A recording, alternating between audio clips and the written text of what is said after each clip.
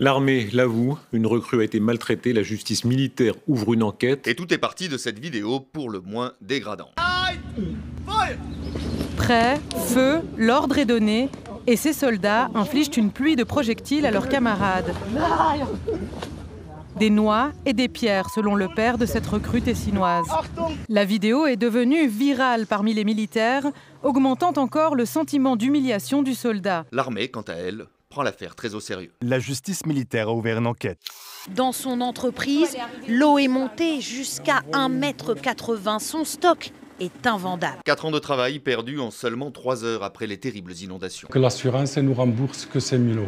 Alors que vous avez des pertes, c'est Au moins 60 000 €. Forcément, le compte n'y est pas et malheureusement, il n'est pas le seul. La richesse du département, c'est surtout les 70 000 hectares de vignes. Une grande partie a été noyée sous les eaux. On se pose la question, relocaliser ou alors nous donner les moyens de tout rehausser de mes 50 ans.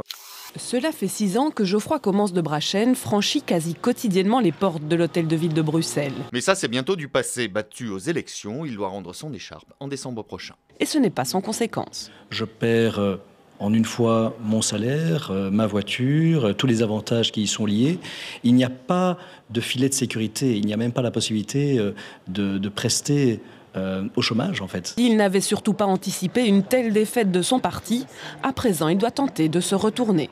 Il va falloir penser à une reconversion, en tout cas dans le privé, c'est sûr, et de préférence dans des fonctions proches de celles que j'ai occupées. Des consommateurs enthousiastes, de longues files d'attente, des images qui ont fait le tour du monde. C'est fait, le cannabis récréatif est maintenant légal au pays. Allez, zappons un peu dans ce zapping. Un peu partout, les files d'attente ont envahi les chaînes de télévision du monde entier.